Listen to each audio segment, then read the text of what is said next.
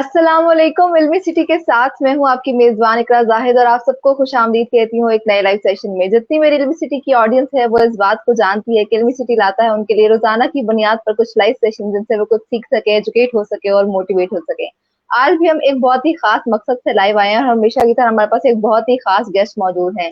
आज उन्होंने हमें लाइव ज्वाइन किया है बहुत ही खास मकसद के लिए। वो दुआ मलिक है, वो किसी तारुफ की मोहताज नहीं है। आपने इनको टेलीविजन पे भी मुख्तलिफ रंगों में देखा होगा, लेकिन आज इन्होंने हमें एज अ थेरेपिस्ट और लाइफ कोच ज्वाइन किया है और इनसे हमारा पहला भी एक सेशन हो चुका है जो कि बहुत ही अच्छा रहा था। अगर आप चाहते हैं वो सेशन देखना तो आप जाके यूनिवर्सिटी को विजिट कर सकते हैं। तो जब तक हमें मजीद लोग ज्वाइन करते हैं, पहले हम दुआ से कुछ थोड़ी गुफ्तगू करेंगे, फिर टॉपिक की तरफ जाएंगे। अस्सलाम वालेकुम दुआ, कैसी हैं आप? वालेकुम अस्सलाम इकरा, आप कैसी हैं? अल्हम्दुलिल्लाह बिल्कुल ठीक। जी पहला अल्हम्दुलिल्लाह, मैं मैसेज भी भी आ बिल्कुल ठीक चुका हूँ। है।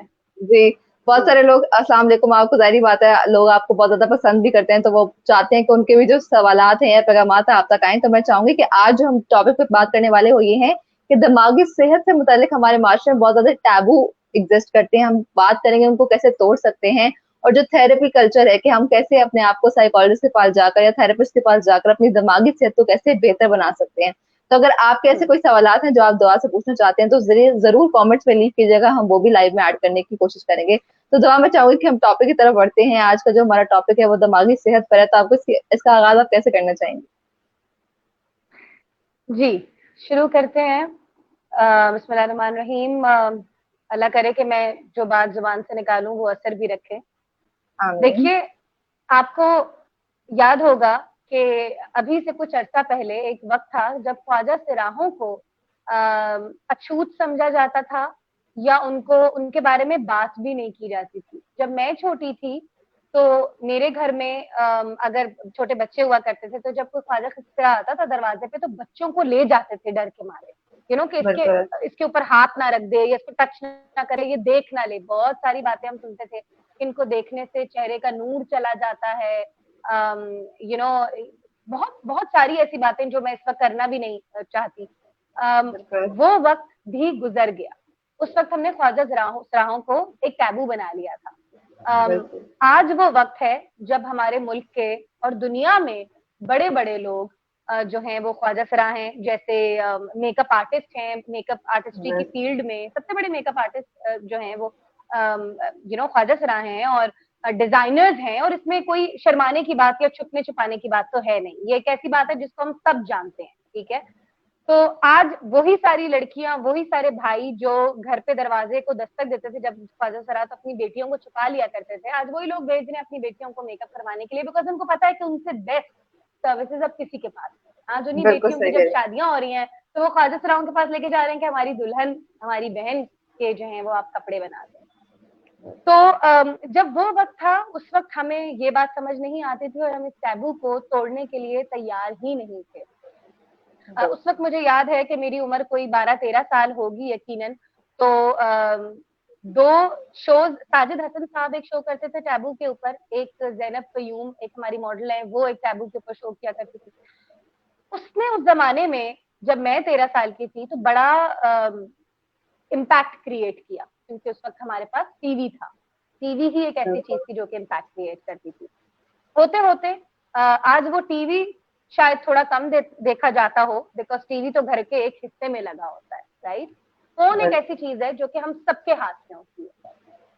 आज जब हम कोई सुसाइड देखते हैं, आज जब हम कोई डिप्रेशन का केस या मेंटल हेल्थ का केस देखते हैं, तो हम सबसे पहले उसको सोशल मीडिया पे लिखते हैं।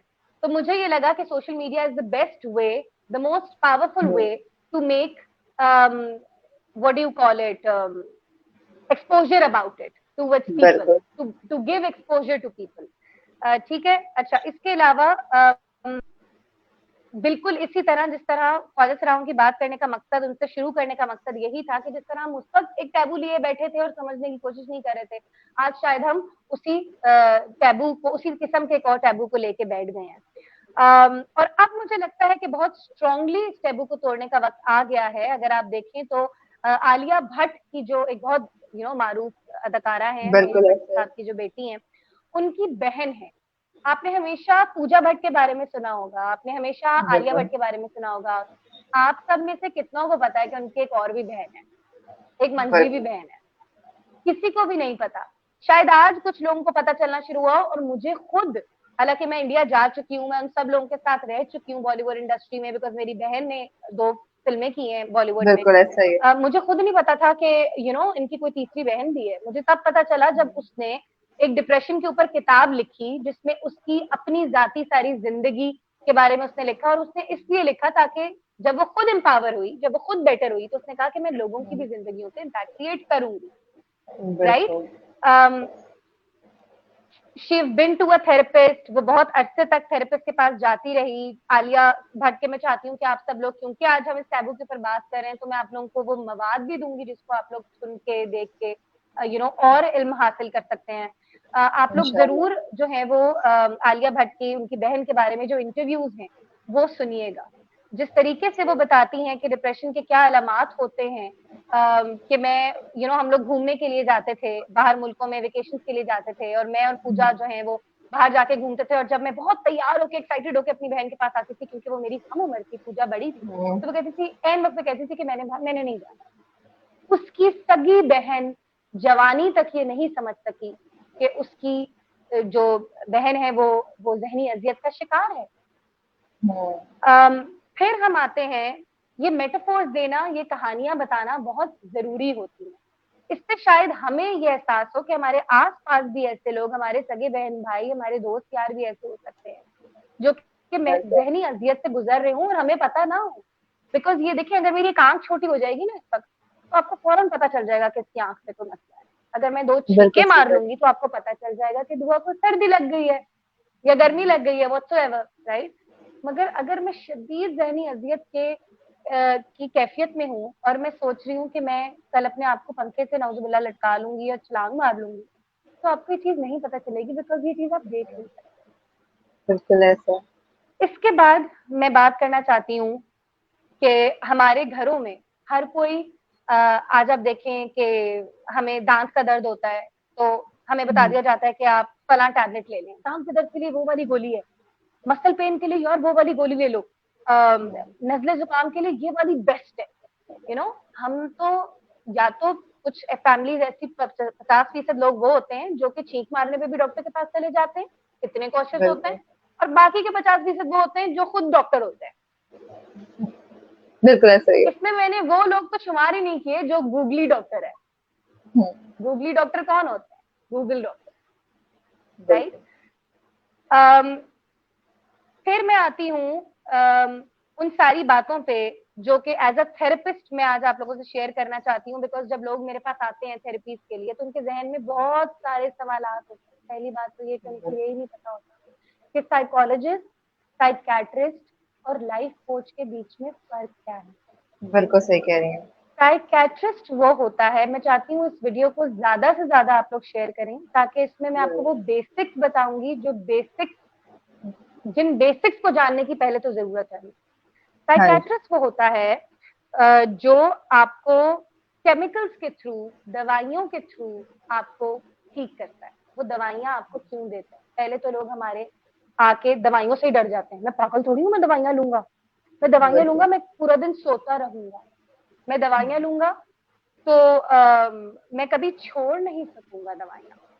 मैं आपको बताती हूँ कि दवाइयां दी क्यों जाती हैं अगर आपका केस साइकियाट्री की हद तक पहुंच चुका है। लेकिन पहले तो ये होता है कि हम उदासी की कैफियत महसूस करते हैं। मैं सबको बताती हूँ कि ये बहुत नेचुरल कैफियत है, इससे आप भाग नहीं सकते, इसको आप खत्म नहीं कर सकते किसी भी थेरेपिस्ट के पास जाकर। नेचुरल कैफियत है वो भी, उसको आपको हैंडल करना आ जाता है। जब आपकी ये मुसलसल कैफियत रहती है, होता क्या है कि हमारे जहन के अंदर जो केमिकल्स, खुशी और गमी के केमिकल्स होते हैं, डोपामाइन आपने सुना होगा, सेरोटोनिन आपने सुना होगा, राइट। ऐसा जब ये ऐसा। बनना ही खत्म हो जाते हैं ना, जैसे किसी लड़की को या किसी लड़के को हार्मोन्स की प्रॉब्लम हो सकती है, बिल्कुल इसी तरह जब ये खुशी के केमिकल्स बनना खत्म हो जाते हैं, नेचुरली आपकी बॉडी बनाना बंद कर देती है, राइट। जिस तरह शुगर में आपकी बॉडी शुगर कंट्रोल करना बंद कर देती है, फिर आपको ऊपर से बिल्कुल। डोज लेना पड़ता है खाने से पहले, शुगर पेशेंट डोज। बिल्कुल बिल्कुल सही। इसी तरह जो साइकेट्री तक केस पहुंच चुका होता है, उसका जहन जो है वो खुशी के हार्मोन्स बनाना खत्म कर देता है। अब वो बंदा लाचार हो चुका है, अब उसको ऊपर से डोज चाहिए, उसको खुशी की कैप्सूल चाहिए, उसको जरूरत है कि वो 30 दिन खाएगा या वो 3 महीने खाएगा, और फिर उसकी नेचुरली बनना शुरू हो जाएंगी, शुरू हो जाएंगी, शुरू हो जाएंगी। ये ऐसा ही है जैसे मैं आपके अंदर एक पॉजिटिविटी का बीज बो दूं, राइट, पौधे के अंदर एक बीज डाल दूं, फिर उसको छोड़ दूं कि अब ये खुद ही उगेगा, राइट। तो जब हम दवाइयां कोई डॉक्टर आपको देता है तो उसका मतलब ये कतई नहीं है कि आप पागल हैं, ये बिल्कुल ऐसा ही है जैसे आपका जिस्म जो है वो शुगर कंट्रोल करना छोड़ देता है, जिस तरह आपका जिस्म हीमोग्लोबिन बनाने की कुवत छोड़ देता है तो आपको ऊपर से ड्रिप लग जाती है हीमोग्लोबिन की, ये बिल्कुल ऐसा ही बिल्कुल है। ऐसा। इन दवाइयों को टैपर ऑफ भी कर सकते हैं जब ये पूरा मुकम्मल काम कर चुका होता है। तो होता क्या है, हालांकि मैं खुद आई am not a doctor, but how and why I am telling you, because life coaching और साइकैट्री जो है वो पैरेलल चलती है। ये भी मैं आपको चीज बताती हूँ, जब इंसान का जहन खुशी के हार्मोन्स बनाना छोड़ देता है तो उसको ऊपर से वो हार्मोन्स दिए जाते हैं, वो केमिकल्स दिए जाते हैं, और बाय साइड क्योंकि उसका दिमाग ठीक हो रहा होता है, समझने की जोन और मोड में आता है, क्योंकि पहले तो समझने के जोन में नहीं होता, जब जोन और मोड में आता है तो उसको दे दिया जाता है एक लाइफ कोच। अब यहाँ से दवाइयां भी चल रही है, यहाँ से लाइफ कोच भी लाइफ चल को। रहा है, लाइफ कोचिंग भी चल रही है, ठीक है, ताकि जो गुबार आपके अंदर आ चुका था, जब तक आपका दिमाग केमिकल्स नहीं बना रहा था खुशी के, वो गुबार आप इस बंदे के ऊपर निकाल के फेंकते रहे ताकि दिमाग खाली हो जाए। जब तक एक जग खाली नहीं होगा मैं इसके अंदर कुछ नहीं भाग, इसलिए दवाइयों से भी नहीं भागना चाहिए। फिर आते हैं साइकोलॉजिस्ट के ऊपर। साइकोलॉजिस्ट वो होता है जो आ, आपको शायद प्रोबेबली मशवरे देता है, ये मेरा जाती पर्सपेक्टिव में आपको बता रही हूँ, ठीक है। ठीक। साइकोलॉजिस्ट वो होता है जो आपको मशवरे देता है। लाइफ कोच क्या होता है, what is the work that I do, हमारी जिंदगी में हमसे किसी ने सही सवाल सही वक्त पे नहीं किए होते। किसी औरत की नौजुबिल्ला तलाक हो रही है तो उससे ये सवाल किया जाएगा, क्या मसला था तुम्हारी शादी, हुआ क्या था, हाय अल्लाह इससे ज्यादा तो उसी के साथ अच्छी रह लेती, राइट। किसी की माँ मर जाए तो हम उसको बोलें कि क्या हुआ था तुम्हारी माँ के साथ, या बड़ा अफसोस हुआ। ये कुछ ऐसे पेट जुमले हैं जो हम लोग बोलते हैं, इससे किसी की हीलिंग नहीं होती। वी डोंट बिल्कुल। Ask right question on the right time. मैं आपको एक वाक्य बताना चाहती हूँ। एक इंसान था, वो गाड़ी चला रहा था बड़ी स्पीड में, और होते होते बीच में पत्थर आ गया, गाड़ी चलाते हुए बीच में पत्थर आ गया।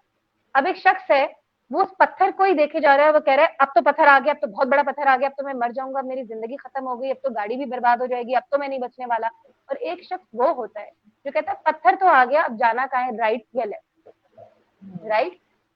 सही सवाल ये होते हैं, सही सवाल ये एक लाइफ कोच आपसे करता है कि आप चाहते क्या है, ये आपसे पूछता है, ठीक है। अच्छा, अब लोग जब आते हैं मेरे पास तो मैंने ये सारी चीजें लिख के रखी हुई हैं, ये बहुत, क्योंकि बेशुमार सवाल हैं जो लोग मुझसे करते हैं और मैं एक वक्त को जवाब नहीं दे सकती।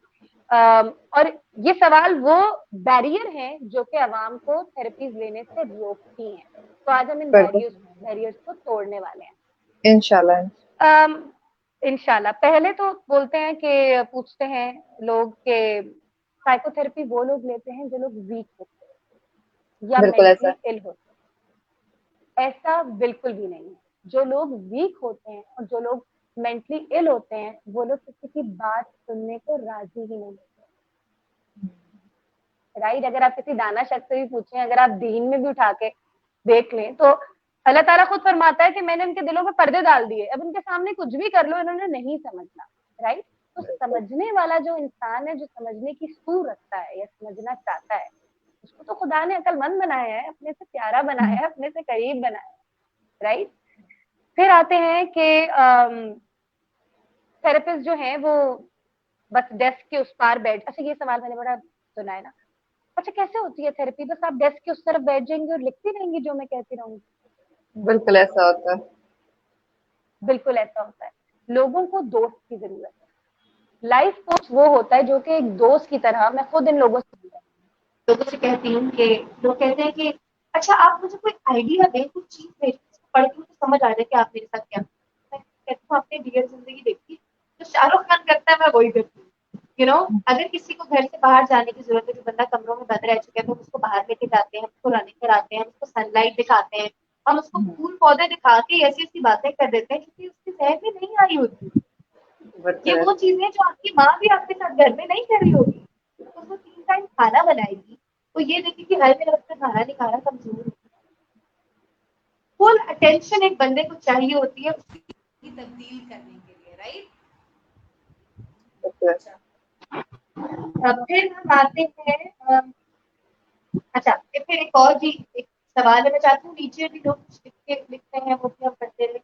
जी जी, इंशाल्लाह हम चाह रहे हैं वो भी साथ साथ ऐड कर लो, आप अपनी बात कंप्लीट कर लें। कोई थेरेपिस्ट जो है वो आपका दोस्त होगा, राइट। और फिर थेरेपी खत्म करने के बाद जब हम उनसे अपनी कॉर्ड्स कट करते हैं तो वो अनएथिकल। इतना नौजुबिल्ला आपके साथ की तकलीफ या परेशानी, मैं आपकी फुल सपोर्ट, फुल फुल आपको हिम्मत दूंगी, ताकत दूंगी, आपको मशवरे दूंगी, बहुत तो है। जब आप एक जगह खड़ी हो जाएंगी तो मैं बोलूंगी जा बेटा अब तेरा काम, अब तूने झंडे गाड़ दे, मैंने तुझे जितनी तैयारी करानी थी मैंने करा दी। अगर हर वक्त मैं इकरा के साथ रहूंगी तो इकरा डिपेंडेंट हो जाएगी। ये डिपेंडेंसी हमने क्रिएट की है। फिर हम आते हैं कि साइकोथेरेपिस्ट के पास लाइफ हमें शुरू दिन में अगर 50 कॉलें आती हैं, 40 मिलती है, मुझे आपसे मशवरा चाहिए। अगर मशवरे किसी और से मिलते हैं कि अगर मैं मशवरे दे रही होती तो आज मेरी जिंदगी में 10 मसले ना हो। बिल्कुल राइट। लोगों को लगता है कि थेरेपिस्ट आपको क्या होगा, आप तो आपकी जिंदगी परफेक्ट हो, हर इंसान जी जी। दुआ मैं आपकी बात थोड़ी काट रही हूँ जी। दुआ आपको मेरी आवाज आ रही है? First thing that we learn is we can't give मशवरा। I will ask you such question, तुम्हारी जात से तुम्हारे लिए मशवरा दे, तुम अकेले नहीं कर सकते, तुम अकेले नहीं कर पाए, right. Then they come up saying के थेरेपिस्ट जी जो है दुआ, ब्लेम ना दे दे। आधे लोग को कॉल हेलो, कहते दुआ हैं आपको मेरी आवाज आ रही है क्लियरली? तेरी गलती है, तेरी ही वजह से तेरी जिंदगी तबाह, राइट। तो वो थेरेपिस्ट के पास भी जाना, इसे डरना शुरू जी होता दुआ, है। मैं आपसे बात करना चाह रही हूँ, आपको मेरी आवाज क्लियरली आ रही है? और जितना मुझे आवाज नहीं आ रही है जी मैं आपको बताना चाह रही हूँ कि आपकी ना आवाज लोगों तक बहुत डिस्टॉर्टेड होकर पहुंच रही है। अगर आप इस लिंक को रीजॉइन कर लेंगे तो शायद वो आपकी आवाज को बेहतर तरीके से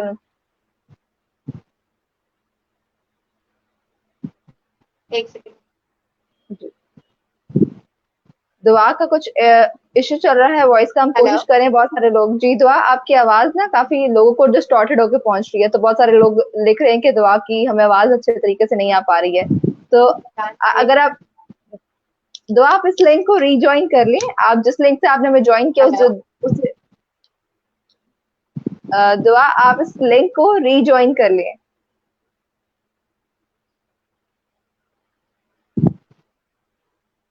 जी दुआ के साथ आई थिंक मेरी जो आवाज है वो दुआ तक बहुत अब आ रही है। जी। तो दुआ के साथ हमारा जो राब्ता था वो थोड़ा सा मुनक़ता हो रहा था बार बार, क्योंकि उनकी जो आवाज थी वो मेरे ख्याल से प्रॉपरली आप तक नहीं पहुंच पाई थी, और मैंने भी काफी दफा उनको मेंशन करने की कोशिश की, लेकिन आई थिंक या तो कोई लिंक में इशू आ गया है या कोई इंटरनेट का मसला है। तो जितने भी लोग हमें ज्वाइन किए हैं, बहुत सारे लोग अपने सवालात ऐड करने की कोशिश कर रहे थे, इंशाल्लाह हम उनको भी ऐड करने की कोशिश करेंगे। जैसे मैं दुआ दोबारा ज्वाइन करते हैं, हम इंशाल्लाह दुआ से दोबारा जो भी आपके सवालात हम करेंगे। और हुमायूं खान साहब, आप हमारे रेगुलर, आप आके इल्मी सिटी की वीडियोस देखते हैं, हम आपको बिल्कुल देखते हैं। आपका बहुत शुक्रिया हमें ज्वाइन करने के। दुआ ने हमें दोबारा रिकनेक्ट कर लिया। जी दुआ, आपको मेरी आवाज क्लियरली आ रही है? जी बिल्कुल क्लियरली आ रही है। क्या आप कुछ कह रही थी या मैं कंटिन्यू कर सकती हूँ?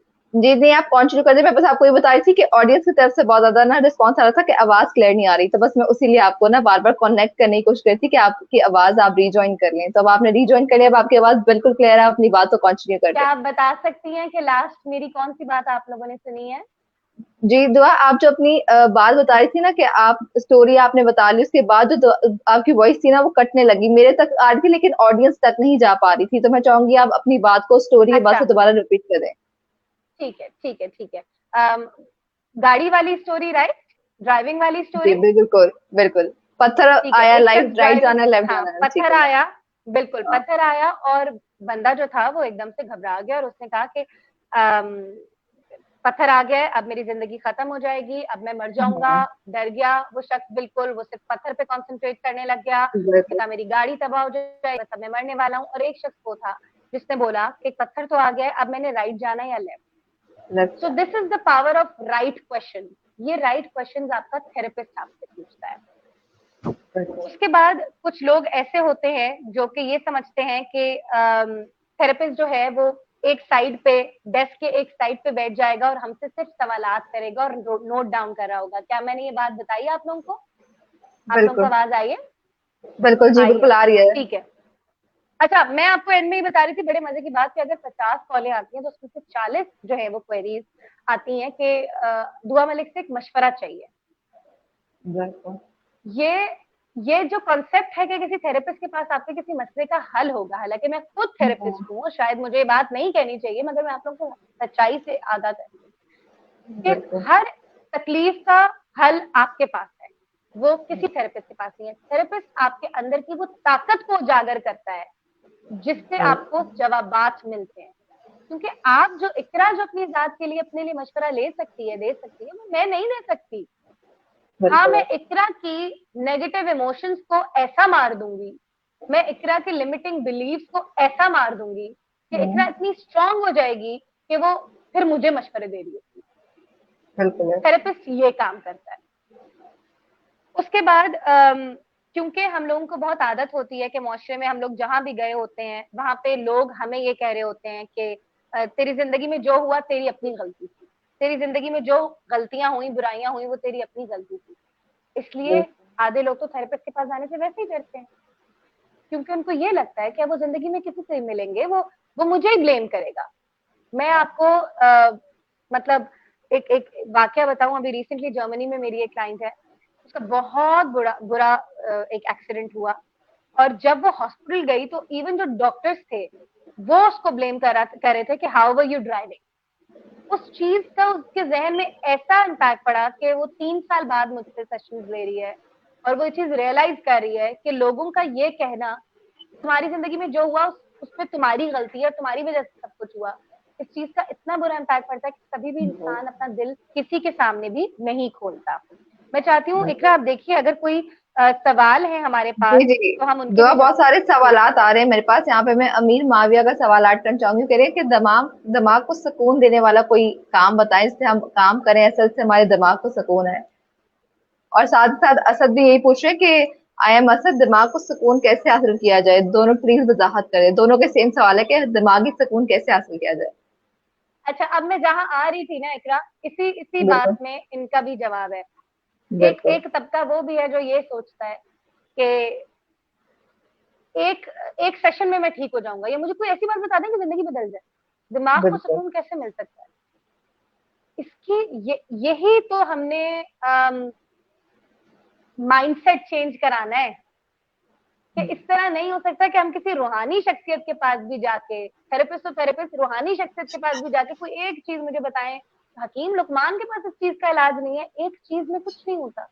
हमारे जहन आप देखें, अगर ये बंदा 28 साल का है, 30 साल का है, ये यहाँ पे मैसेज कर रहे हैं कि कोई एक ऐसी चीज बताए जिससे मुझे दिमागी सुकून हासिल हो जाए। सुकून 30 साल में इनके साथ क्या क्या हुआ होगा इकरा? इन्होंने बिल्कुल क्या क्या देखा होगा? हर एक्सपीरियंस से इनका दिमाग कैसे मोल्ड और फोल्ड किया होगा? क्या वो चीज किसी एक नुस्खे से बदल सकती है? नहीं बदल सकते। राइट? जब ये आएंगे, जब ये अब एक और चीज होती है, अगर हम किसी को कहते हैं, ये सारे थेरेपिस्ट का यही, हम लोग को भी तकलीफ होती है जब हम लोग ये देखते हैं कि यार हमारे मुल्क में तो लोगों को पता ही नहीं है कि हम काम क्या करते हैं और लोगों को हमारी जरूरत क्यों है। जब हम लोगों को ये बताते हैं कि एक ही सेशन के बाद, मैंने तो एक सेशन लिया, मैं तो बेटर फील ही नहीं हुआ। 30 साल में जो आपने अपने दिमाग की हालत की है, आप चाहते हैं वो एक दिन में बदल जाए? तो ये कोई अलादीन का चिराग तो नहीं। जब हम सेशंस लेते हैं, मैं आपको ये भी बताऊंगी कि सेशंस में होता क्या क्या है, मैं वो ये बात भी आप याद। अच्छा, फिर मैं बताना चाहती हूँ कि हम लोग के कुछ पेट सेंटेंसेस हैं जो कि लोगों की जिंदगी तबाह कर रहे हैं। सुशांत जैसे बंदा जिसके घर में टेलीस्कोप था, चांद पे जिसका टुकड़ा था, जमीन के टुकड़े जब बिकना शुरू हुए दुनिया में चांद के टुकड़े, चांद की जमीन के टुकड़े तो सुशांत जो था उसने खरीदा था, इतना पैसा उस बंदे के पास था। यशराज फिल्म्स की वो फिल्में कर रहा था, कुछ भी था, अगर उसकी फिल्में रुक भी गई, बंदा तो पहुंचा था ना वहां पे। अगर हम देखें, न्यूज में देखें तो कृति सैनन को तो डेट कर रहा था ना, सब कुछ तो था उसके पास, राइट। नासा पहुंचा हुआ एक बंदा। लोगों की बातें, अब लोगों की बातें क्या होती हैं,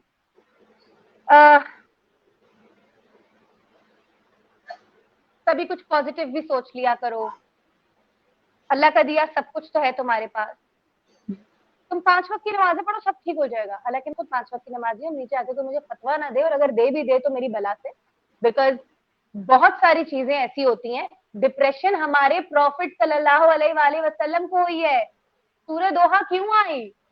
सूरह दोहा का मतलब कभी किसी ने समझा है? ये उन लोगों के लिए जो कीबोर्ड मुल्लाज होते हैं ना, तो नीचे आके से फतवे दे देते हैं, उनके पास कोई डिग्री नहीं होती।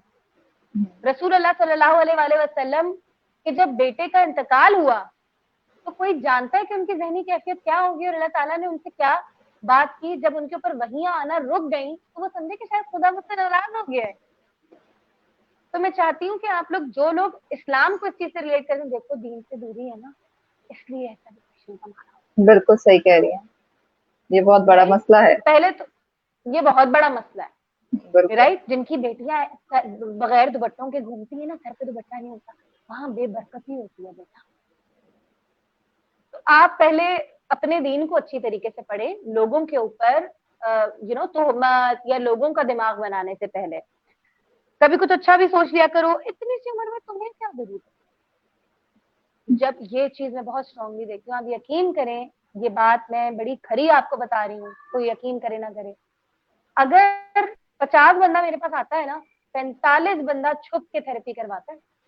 बिल्कुल ऐसा है, ये बहुत लोग नहीं बताना चाहते। हेलो, आवाज आ रही है? जी दुआ, आई थिंक जब आपकी कॉल एक सेकंड, आपने बंद नहीं करना, मुझे समझ आ गया मसला, मैं खुद सही कर रही हूँ, मैं आ रही हूँ। ओके, तो जब तक दुआ अपना इशू रिजॉल्व करी, मैं आप लोगों को बोल दूं कि आप लोगों के जो भी सवालात हैं वो आप कमेंट्स में लीव कर दें। हम कोशिश करेंगे मैक्सिमम सवालों को ऐड करने की कोशिश करें। जी क्यू ज़हूर, हम इंशाल्लाह जैसे ही दुआ हमें ज्वाइन करेंगी, हम इंशाल्लाह इसको भी, आपके सवाल को भी ऐड करने की कोशिश करेंगे। साथ ही साथ जिन लोगों ने हमें बाद में ज्वाइन किया है और उनको नहीं पता कि हम किस टॉपिक पे बात करें, तो आपको ऐसे डिस्क्रिप्शन और टेकर में भी नजर आ जाएगा कि आज हम दिमागी सेहत पे बात करें। इसके लिए हमें लाइफ कोच और ट्रेनर और थेरेपिस्ट हमें दुआ मलिक ने आज ज्वाइन किया था, जिससे हमने बहुत अच्छी अच्छी बातें भी की हैं। और इस सेशन को हम बाद में अपने इल्मी सिटी पे जाके पोस्ट भी कर देंगे, आप वहां से जाके दोबारा सुन सकते हैं। आप अपने हमारे यूट्यूब चैनल को विजिट कर सकते हैं, वहां पे भी आपको ये सेशन मिल जाएगा। जिन लोगों ने हमें बाद में ज्वाइन किया, उनको नहीं पता कि हमने शुरू से क्या बात किया, तो वो सेशन को जब हम पोस्ट कर देंगे तो रिवाइंड करके सुन सकते हैं। जी दुआ ने हमें दोबारा ज्वाइन कर लिया है, तो अब दुआ अपनी बात को कंटिन्यू कर लेंगी। हेलो जी दुआ, आपकी आवाज आ रही है? हेलो, जी दुआ, आपकी आवाज मुझे आ रही है, आपको मेरी आवाज आ रही है? एक सेकंड,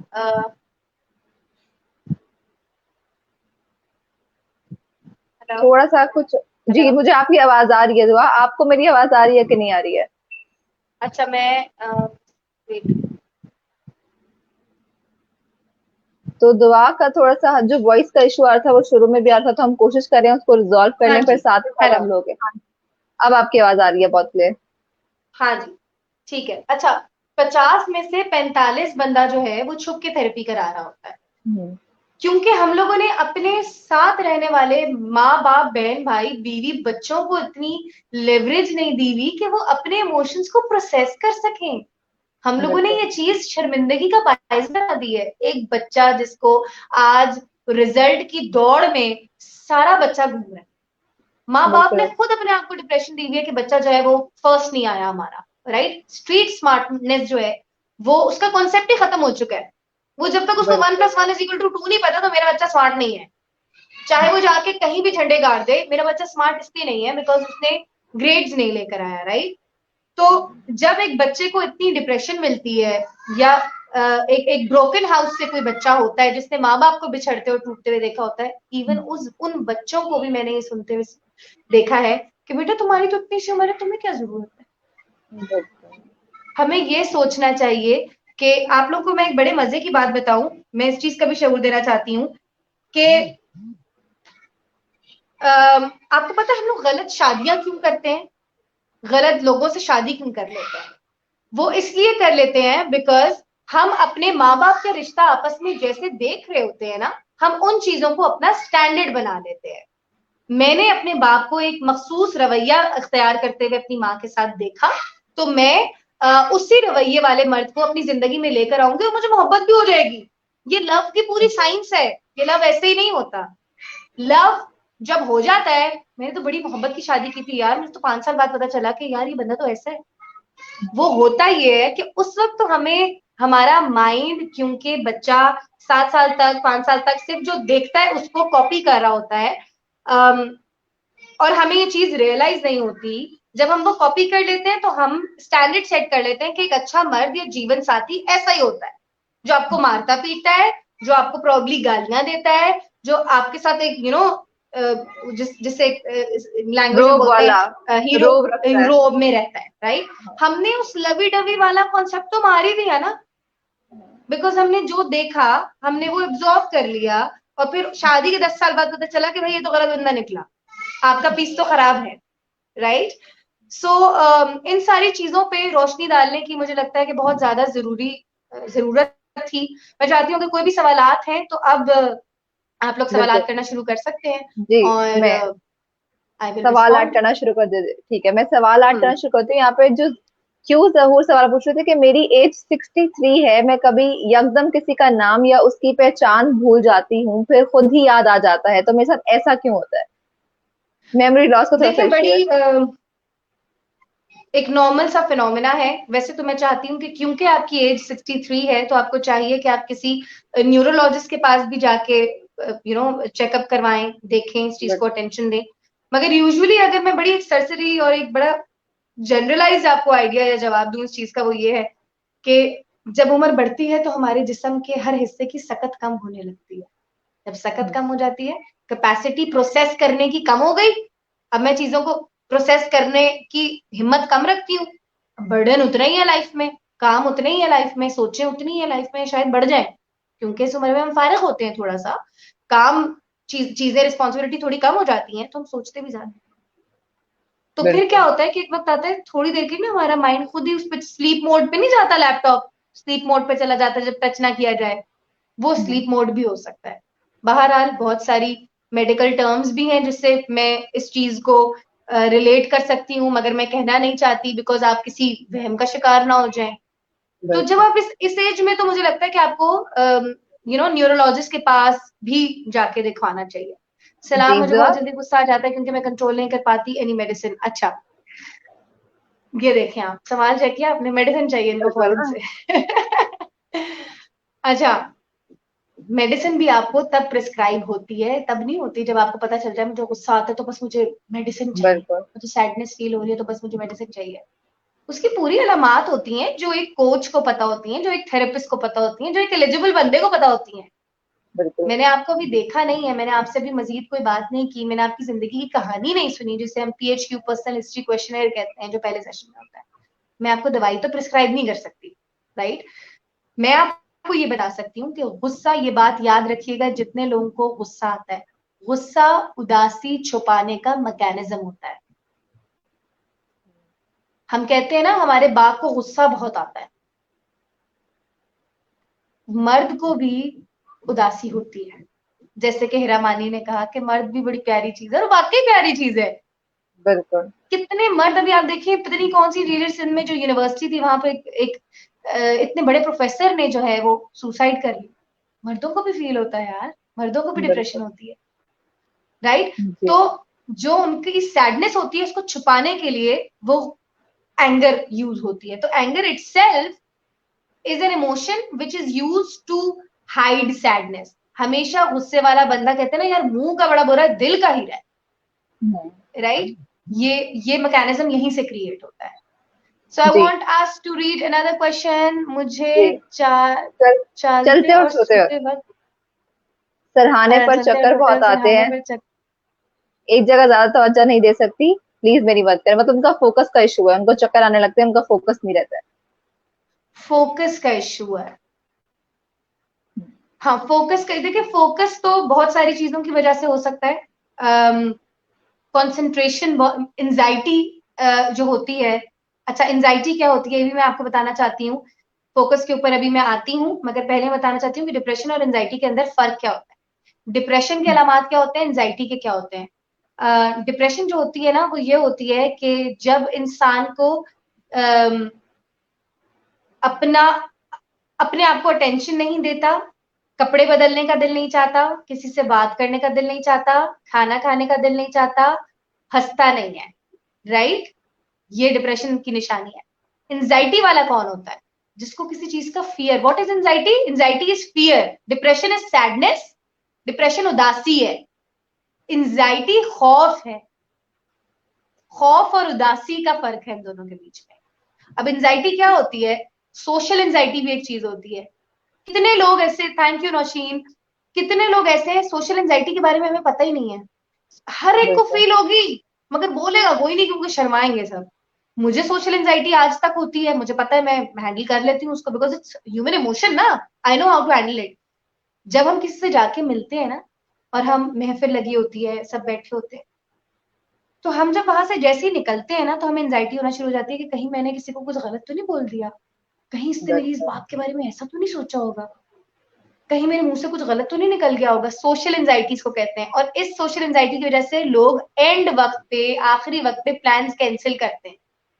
अगर आप सब जो लोग देख रहे हैं, आपके घर में कोई ऐसा बंदा है, कोई ऐसा बच्चा है, यूजुअली एंजाइटी बच्चों में बहुत होती है, बिकॉज उनको बिल्कुल। स्टैंडर्ड्स बहुत ज्यादा दे दिए गए होते हैं लाइफ में। बेटा तू ऐसा करेगा तो ही तू अच्छा इंसान है, राइट। कहीं भी जाते हुए, शादी ब्याह में जाते हुए, नहीं अम्मी मैंने नहीं जाना। क्यों नहीं जाना? बस नहीं जाना, दिल नहीं जा रहा। आपका बच्चा सोशलाइज क्यों नहीं कर रहा? क्या बात है? उसकी तह तक, जड़ तक हम पहुंचते नहीं है, उल्टा बच्चे को चार ताने दे देते हैं उसके ऊपर कि तू कहीं जाना पसंद नहीं करता, और बच्चा और जो है वो अपनी जहन के अंदर फंस जाता है, right. So that is the difference between anxiety and depression. Anxiety क्या होती है, किसी भी चीज का फियर हो सकता है, फियर ऑफ नथिंग भी इसको कहते हैं साइकोथेरेपी में। फियर ऑफ नथिंग, जैसे जब मुझे एंजाइटी होती थी, तो मुझे बस कुछ गलत होने वाला है, और क्या होने वाला है कुछ नहीं पता, दिल, हार्ट पल्पिटेशन होती है। डिप्रेशन में तो बीपी लो हो हम्म। जाता है, उल्टा बीपी लो हो जाता है। एंजाइटी में क्या होता है, खोलती पर स्टडी नहीं कर पाती, प्लीज हेल्प मी। अच्छा, एंजाइटी में क्या होता है कि हार्ट पल्पिटेशन होती है, बहुत जोर से दिल का धड़कना। कितने लोग ईसीजी जाते हैं आपको पता है? आप किसी जाके जो ये कार्डियोलॉजिस्ट वगैरह इन लोगों से पूछे, कितने लोग ईसीजी करवाने जाते हैं, हमारे दिल में दर्द है और हमें पता नहीं है क्यों है। वो ईसीजियां निकलती है, बोलते हैं आपकी पूरी स्कैन ठीक है, आपको हाँ। क्यों दर्द हो रहा है? एंजाइटी की वजह से आपको हार्ट एक्स्ट्रा पल्पिटेशन होती है, आपकी दिल, आपको लगता है हलक में एक गोला सा बन जाता है, गोला सा बन जाता है जो फंस जाता है, और बस फंस जाता है वो, राइट। आपकी सांस बहुत ऐसे होने लग जाती है। ये, बिल्कुल इसके भी बहुत सारे सवालात आते हैं कि मेरा दिल एकदम से धड़कना शुरू हो जाता है, और कुछ लोगों को तो एक्स्ट्रा एंजाइटी की वजह से ना ऐसे हाथ कांपना शुरू हो जाता है। इसको हाँ कहते हैं जी। Panic attack. ये जिन लोगों के साथ एक सडन ये वाली कैफियत होती है ना, इनको कहते हैं पैनिक अटैक्स कहते हैं इनको। ये एंजाइटी जब जरूरत से ज्यादा बढ़ जाती है तो आपको ये अटैक्स आने लगते हैं, आपको पैंटिंग शुरू हो जाती है, स्वेटिंग शुरू हो जाती है। इसमें आपके जिस्म के अंदर कोई बीमारी नहीं है, आपको, आप ना जाए डायबिटीज के डॉक्टर के पास, आप ना जाए कार्डियोलॉजिस्ट के पास, आपके इमोशंस आपके जिस्म पे बहुत हावी हो गए। मैं आपको एक और बात बताना चाहती हूँ। कुछ लोग ऐसे होते हैं जिनको कोई बुरी खबर, आपने सुना होगा ना, यार इसके बाप को ये बुरी खबर मिली तो उसको हार्ट अटैक हो गया। बिल्कुल ऐसा होता है। सही है, बुरी खबर मिली, हार्ट अटैक हो गया, इनको मत बताना दिल का पेशेंट है। सही है। अब दिल तो एक फिजियोलॉजी है ना, दिल तो एक फिजियोलॉजी है। इमोशन फिजियोलॉजी पे कैसे कैसे असर कर रहे हैं, ऐसा कि बंदे को दिल का अटैक ही हो गया? मुझे माइग्रेन हो जाता है टेंशन में। कैसे होता है भाई? टेंशन तो एक इमोशन है, इमोशन का तो कोई मैटर ही नहीं करते इमोशन, तो तुम्हें माइग्रेन कैसे हो गया? इतना पता है, इतना मानते हैं कि टेंशन की वजह से हमें दिल का दौरा पड़ जाता है। आप अगर किसी भी डायबिटीज के पेशेंट को देखें, आप उससे पूछें आपको जिंदगी के किस हिस्से में डायबिटीज हुई थी, वो आपको बताएगा जब मेरी घर में ये किसी की इंतकाल हो गया, हाँ। अम्मी के मरने के बाद मुझे डायबिटीज हो गई। बिल्कुल ऐसा। हमारी ये चीज समझने की जरूरत है। जो लोग समझते हैं कि थेरेपी जरूरी नहीं है या कि पैसा बनाने का धंधा है, ये भी सुनते हैं हम, पैसा बनाने का धंधा है। तो जान लें कि ये जो दर्द है ना, ये कहीं ना कहीं कुछ लोग ऐसे होते हैं जिनको पेट में मरोड़ उठते हैं, पेट में दर्द हो जाता है, फौरन से पेट में दर्द हो जाता है। आपका हर इमोशन कहीं ना कहीं हिट करता है। एंगर की एक बिल्कुल ऐसे ही। मखसूस जगह है हिट करने की, जैसे पेट। सैडनेस का दिल पे असर करता है। फियर आपका कहीं और लिवर में आपको वो करता है। ये मैं चाहती हूँ आप लोग जरूर गूगल मास्टर तो सारे हैं यहाँ पे, तो ये चीज जरूर ढूंढिएगा आप लोग कि कौन सा इमोशन कहाँ हिट करता है। ये हमारी सेहत तबाह कर देता है। तब जब हम डॉक्टरों के पास जाके जो है वो सिटी स्कैन करवा रहे होते हैं 10-10 हजार के, तब आपको कोई नहीं आपका पैसा खलता। आपका पैसा वहीं खलता है जब आप ये देखते हैं कि इमोशंस को मैं क्यों सेट करने जा रहा हूँ थेरेपिस्ट के पास। बिल्कुल मैं सही ये कह रहे बात दावे से कहती हूँ, अगर हम लोग 14 साल के बच्चे को ये बात समझाना शुरू कर दें कि it is healthy to go to a therapist every 6 months, आपके हैं। पास बिल्कुल कोई जिस्मानी बीमारी हो ही नहीं सकती। बिल्कुल ऐसे ही है। क्योंकि आपने इसको इतना हल्का समझा हुआ है और आपने सारी बॉडी को इतना वो मैटर करता हुआ समझा है। एक्चुअली ये है, दिस इज एवरीथिंग। ये सेट है तो सब सेट है। जिस्मानी सेहत से ज्यादा इसको तवज्जो दीजिए। अपने बच्चे की भी, पता है कितने तो बच्चे आप लोगों को पता है 8 साल की कम की उम्र से कम उम्र का जो बच्चे का इमोशंस होते हैं वो प्रोसेस सही नहीं कर पाता। इसीलिए 8 साल से छोटा जो बच्चा होता है उनके साथ हमने कितनी लड़कियां देखी होंगी जिनको बचपन में हरासमेंट हुई होती है, सेक्सुअल हरासमेंट हुई होती है। तो हम बड़े होते हैं, हम सोचते हैं यार मैंने उस वक्त अम्मी को क्यों नहीं बताया, क्यों नहीं बताया, अम्मी तो हर वक्त साथ होती थी। फिर हम ये सोचे यार मैं अम्मी से डरता था, नहीं मैं तो अम्मी से डरता भी नहीं था, तो क्यों नहीं बताया। क्योंकि जब वो सेक्सुअल हरासमेंट हमारे पास हमारे साथ हो रही होती है तब हम इस कैफियत में होते हैं कि यार ये हो क्या रहा है, ये समझ नहीं आ रहा। क्योंकि बच्चे को तो जिन्स के बारे में कुछ पता ही नहीं है। हाँ, पकड़ लिया किसी ने तो पकड़ लिया, बड़े हो गए तो फिर कितने ऐसे क्लाइंट्स आते हैं मेरे पास जो मुझे बताते हैं कि मैं 24 साल की हुई, मैं 28 साल की हुई तो मैंने अपनी अम्मी को बताया कि अम्मी उस घर में, मोहल्ले के उस घर में उसका बेटा मेरे साथ ये करता था, या मेरा अपना कजन मेरे साथ ये करता था। क्योंकि हमारा ब्रेन प्रोसेस नहीं कर पाता। अब जो पेरेंट है उसका फर्ज है, अगर वो अलामात देख रहा है तो वो किसी चाइल्ड साइकोलॉजिस्ट के पास ले जाए। बिल्कुल फैमिली डॉक्टर के पास तो ले जाते हैं लोग कि मेरे बच्चे को छींक आ गई, खांसी आ गई। तो जब आप देख रहे हैं कि बच्चा बाहर जाने से डरना शुरू हो गया, बच्चा स्कूल जाने से बिल्कुल डरना शुरू हो गया, कहीं स्कूल का चौकीदार तो नहीं छेड़ता, आप इन चीजों के बारे में बिल्कुल क्यों डरते हैं यार। आई होप कि ऐसे जितना ही है। मैंने अभी तक, जितना मेरे अंदर इल्म था, मवाद था, मैंने मैक्सिमम आप लोगों के साथ शेयर करने की कोशिश की। अब क्वेश्चंस अगर आप लोग पॉप इन कर सकते हैं तो कर दीजिए, बिल्कुल एंड देन यहाँ पर मिशा हुसैन पूछ रही है कि मैं स्टडी करना चाहती हूँ लेकिन बुक्स पर फोकस नहीं कर पाती हूँ, प्लीज हेल्प मी। बुक्स खोलती हूँ पर अच्छा, स्टडी नहीं कर ये भी पाती। एंजाइटी होती है। जिस तरह हम बाहर निकलते ही नहीं है ये सोच के कि बाहर जाएंगे तो किसी के साथ कोई उल्टी सीधी बात कर देंगे, ये सोशल एंजाइटी होती है, बहुत लोगों के साथ होती है। किताब खोलने से पहले ही डर जाना, क्योंकि आपके हमेशा कहीं ना कहीं जहन में ये है कि आप पढ़ के भी आपने कुछ नहीं करना। आप ऐसा हम्म, सोचती हैं कि पढ़ के भी क्या कर लूंगी, याद तो होगा नहीं, समझ तो आएगा नहीं। राइट, देखिए अगर मैं इकरा आपको बिठा दूं ना टीवी पे शो होस्ट करने के लिए तो आप फिर बैठ जाएंगी। अगर मैं आपको बोलूंगी कि इस घर का प्लस्तर कर दे तो आप 2 मिनट खड़े होकर सोचेंगे क्या है, मेरा क्या काम है इसमें, बिल्कुल this is not me, I am not gonna do it. Right, so limiting beliefs इनको कहते हैं, लिमिटिंग बिलीव्स इनको कहते हैं। लिमिटिंग बिलीव्स ये हमारे लाशऊर में होती हैं, जैसे इनको भी नहीं पता होगा कि इनको इस बिलीफ ने लिमिट कर दिया है टूवर्ड सक्सेस। बिल्कुल इसी तरह लाशऊर से वैल्यूज निकालता है कोच। वैल्यूज क्या होती है वो मैं आपको बताऊंगी। मुझे जी। घुटन सी फील होती है, मैं अकेला रहना पसंद करता हूँ, बहुत कम लोगों के साथ बहुत कम बोलता हूँ और बहुत सारा काम मुझे इमोशनल नहीं, और बड़े से बड़ा काम मुझे इमोशनल नहीं कर सकता, पर नई लोगों के साथ सेट होने में टाइम लगता है, क्या करना चाहिए। अच्छा ये Abdul Hafeez, thank you so much for your question, because आपका क्वेश्चन बहुत जरूरी था। इन्होंने एक बात फरमाई कि मुझे बड़े से बड़ा गम जो है वो इमोशनल नहीं कर सकता। बिल्कुल ये वो लोग होते हैं जो अपनी जात को सबसे ज्यादा तकलीफ,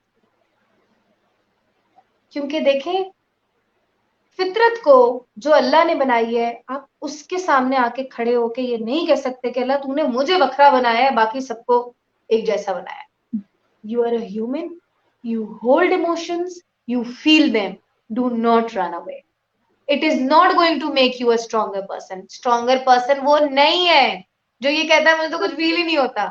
स्ट्रॉन्गर पर्सन वो है जो अपनी स्टोरी आके सबके सामने बताए। जैसे मैं बताती हूँ कि मुझे इतने पैनिक अटैक्स होते थे कि मैं पूरे घर में ऊपर नीचे भागती थी। मैं ईसीजी अपनी करवा चुकी हूँ, मेरी इंस्टाग्राम पे पिक्चर लगी हुई है अपनी ईसीजी करवाते हुए कि मैं ईसीजी करवाने गई, डॉक्टर कहता है कि कुछ नहीं है और प्रोबेबली आपको गैस हो, राइट? बिकॉज वो एक साइकेट्रिस्ट साइकोथेरेपिस्ट नहीं है, वो कार्डियोलॉजिस्ट है, उसका काम वही है, राइट? और ये अब्दुल हफीज क्योंकि एक मर्द है, हमारे मर्दों को ये बताया जाता है कि बेटा लड़के रोते नहीं है। बिल्कुल, ये फिर वो लड़के रोते नहीं है, वो अपनी सैडनेस छुपाते हैं, फिर वो सैडनेस निकलती है एंगर की सूरत। मेरा शौहर बहुत गुस्से वाला है, मेरा बाप नहीं छोड़ता, बाप घर में आता है बच्चे सारे सहम जाते हैं। क्यों? उस बाप को बच्चे ने बताया गया बेटा मर्द नहीं रोते। फिर आप मुआशरे में ऐसे मर्द क्रिएट करें जैसे अभी आपके पास हैं, फिर उतनी तलाकें आप लोग सुलझाएं जितनी तलाकें आज हो रही हैं। वल्नरेबिलिटी को हम लोगों ने, वल्नरेबिलिटी को उर्दू में क्या कहते हैं अगर आपको पता है तो मुझे बता दें, क्योंकि मैं चाहती हूँ कि सबको समझ भी आए। हम ठीक सब है। ने कमजोरी बना दिया है। वल्नरेबिलिटी जो है ना, बेटा किसी को नहीं बताना, घर की बात किसी को नहीं इजिली बताते। शिकार हो सकते हैं जो लोग, कहते हैं हम बिल्कुल इजिली शिकार हो सकते हैं किसी चीज का। बिल्कुल, ये मेरी आज से 2-3 महीने पहले मैंने टेड टॉक में पाकिस्तान की जो टेड है, टेडएक्स, उसमें I told my story where I told everybody कि वल्नरेबिलिटी इज अ स्ट्रेंथ। अपनी कमजोरियां लोगों को बताने से आप स्ट्रांग होंगे। इकरा मेरी बात, तुम मुझे इस बात का जवाब दो, जब तुम करियर में आई तुम इससे बिल्कुल, कई ज्यादा मासूम थी, बिल्कुल सही कह रहे हैं। कई ज्यादा मासूम थी, तुम इससे कई ज्यादा लोगों से अपने दिल की बातें शेयर कर लेती थी, हम्म, कर बिल्कुल, लेती थी। यही वजह है कि बिल्कुल तुम आज यहां पहुंची हो। We need to accept this. और आज यही इकरा डरती है कि मैं ते नहीं रोना, मैंने किसी के सामने नहीं रोना, मैंने किसी को नहीं बताना मेरा कहाँ जाने का दिल चाहता है, कहाँ किस मुकाम पे पहुंचने का दिल चाहता है। तो ये इकरा फंस जाएगी, ये बिल्कुल यही ऐसे फंस ही। जाएगी। शेयर करो कि तुम्हें कहाँ, तुम्हारे ड्रीम्स क्या है, तुम्हें किन चीजों का बिल्कुल, खौफ है। इससे क्या होता है आपके साथ के, you are the 5 people that you be with, आप उन 5 लोगों जैसी हैं जिनके साथ आप होती हैं। जब आप अपनी बिल्कुल ट्रुथ ऐसे ही। शेयर करना शुरू करेंगी ना, तो ही आपको वो 5 लोग मिलेंगे। अगर आप वो इकरा दिखाती हैं जो आप नहीं है और आप बनना चाहती हैं, तो आपके साथ भी वही लोग होंगे जो आपके साथ नहीं। हमें अपने माशरे में अपने बच्चे को ये बताना है कि बेटा अपनी, हमारे माशरे में तो पता ही नहीं है ट्रुथ क्या है। What is my truth? My truth is being a therapist. I say I go through anxiety and depression myself. I have problems in my life. And that बिल्कुल is ऐसे what he. makes me stronger. मैं psychiatrist के पास जाती हूँ और medicine ले रही हूँ। अब मुझे ऐसे फील होता है जैसे कुछ देर के लिए कोई काम हो, भूल जाती हूँ कोई फिर काम वही हो। रहता है। ये तो एक मेडिकल इशू है, एक केमिकल्स, बॉडी केमिकल्स का इशू है। आप साइकाट्रिस्ट के पास जा चुकी हैं। मैं चाहती हूँ कि आप उन्हीं को ये बात बताएं, इससे एक लाइफ कोच का कोई वो नहीं हो सकता। मैं आपको ठीक इस हो पे कोई गया। राय नहीं दे और सकती। और भी अगर कोई सवाल है तो वो ऐड कर दे। सदरा अदनान, ये सारे सवाल हम ऐड कर चुके हैं, उनके जवाब भी दे चुके हैं। मेरी मम्मी की यादाश्त ये भी अचानक वीक याददाश्त का हो एक गई है। केस है, हाँ जी। क्योंकि इनकी वालदा जाहिर है बड़ी उम्र की होंगी, तो तब तो ये चीजें आना, उजागर होना, ये मसले शुरू हो जाते हैं। Thank you so much Iqra and thank you. Animosity, may we be together. हम लोग बहुत मजे मजे के सेशंस करते हैं और इंशाल्लाह। खुदा की तरफ से कामयाबी भी मिलती है।